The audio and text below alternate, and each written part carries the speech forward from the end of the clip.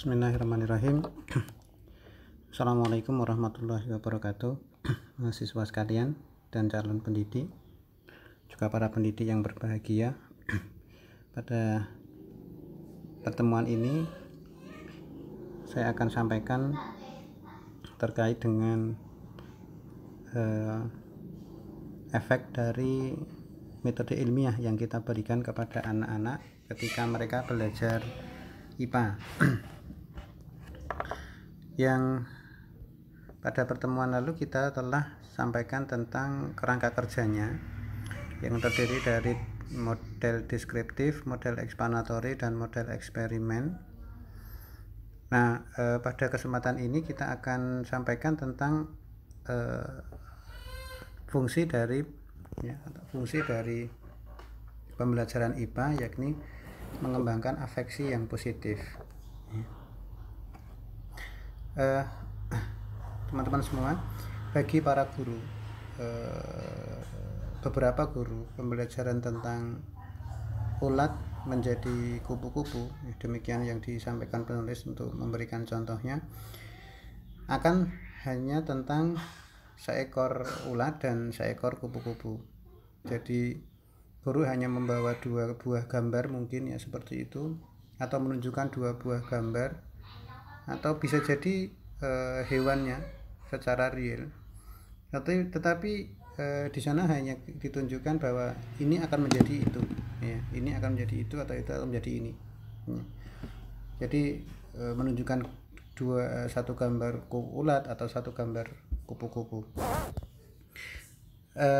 Tapi pembelajaran yang sama, ya, di tangan seorang guru yang master teachers, seorang guru yang hebat, seorang guru yang luar biasa, yang berbakat, akan menjadi satu pengalaman belajar yang dialami oleh anak.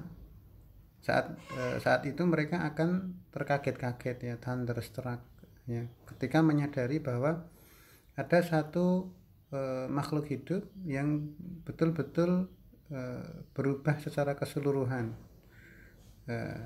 menjadi makhluk hidup yang lain tepat di depan mata mereka. Hari-hari pembelajaran yang mereka alami,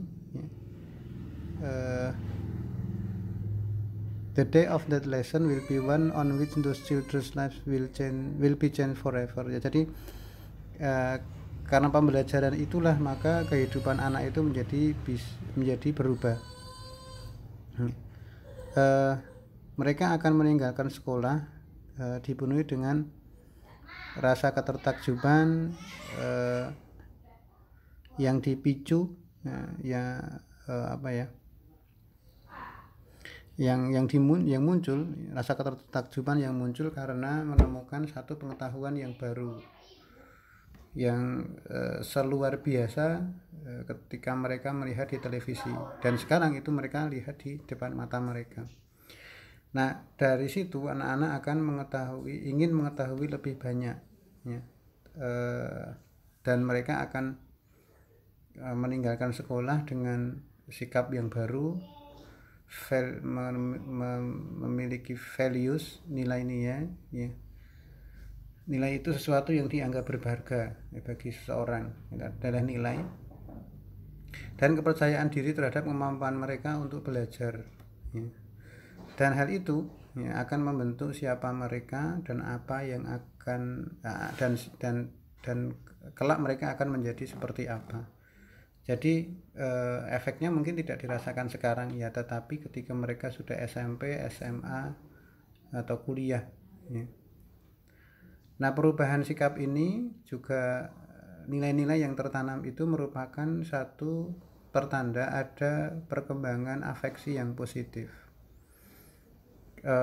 Pengalaman IPA yang Anda kirim kepada anak-anak akan menciptakan afeksi yang positif, ya, rasa yang positif, sikap positif terhadap anak-anak, ya, sikap positif anak-anak terhadap IPA, sekolah, ya, dan lingkungan sekitar, sehingga mereka tidak lagi melihat IPA itu sesuatu hal yang menakutkan, yang sulit, dan seterusnya.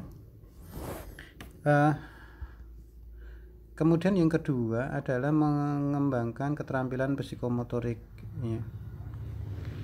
mengembangkan keterampilan psikomotorik. Anak-anak perlu mengembangkan kedua keterampilan ini, ya, sama pentingnya.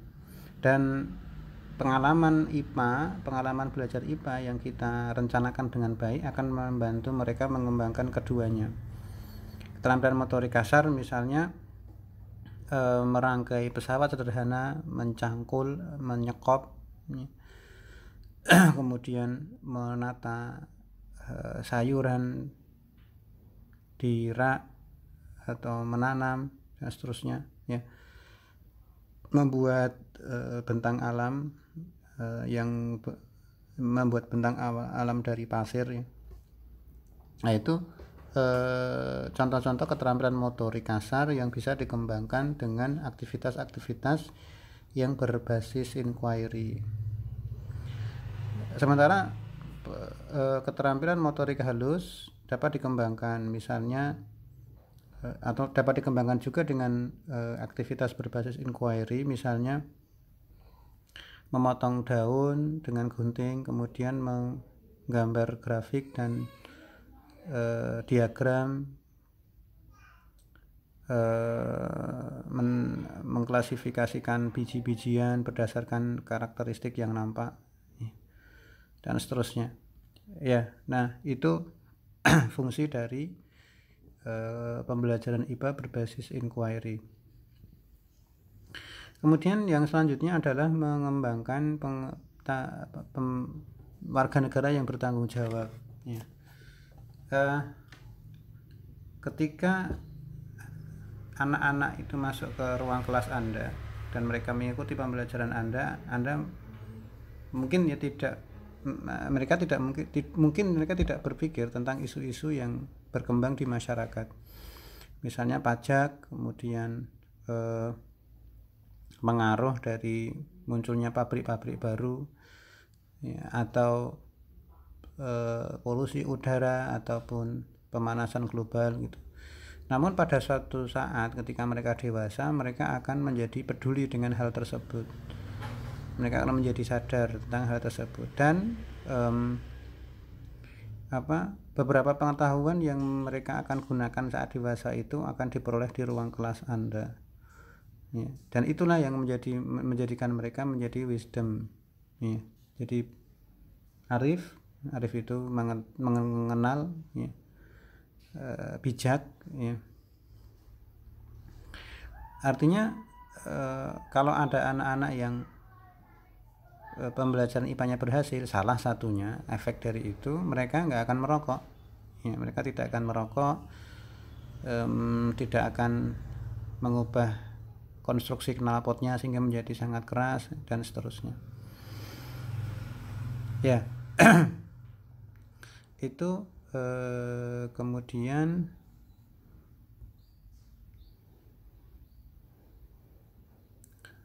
berkenaan dengan gender dan equity issues, ya. Your science teaching will help resolve them.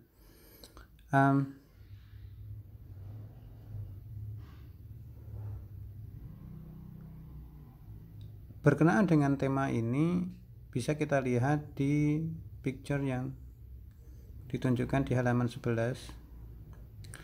Di gambar 1.3 itu contoh gambaran seorang ilmuwan yang dibuat oleh anak-anak sekolah dasar. Menarik karena ada satu gambar yang berbeda, yaitu di sebelah paling kiri atau kanan dari kita, ya. Jika dua gambar sebelumnya itu ditunjukkan ilmuwan itu laki-laki, tapi di sebelah paling kanan itu ada ilmuwan perempuan.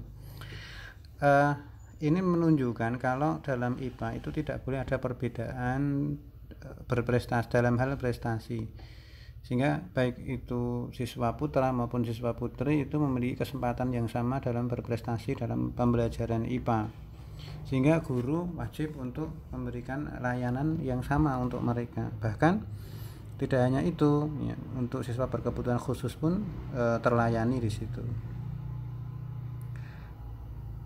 ya. Nggak ada minoritas, nggak ada mayoritas, ya, dalam pembelajaran IPA. Lalu kita ke subbab baru ya, yaitu science was it really ya.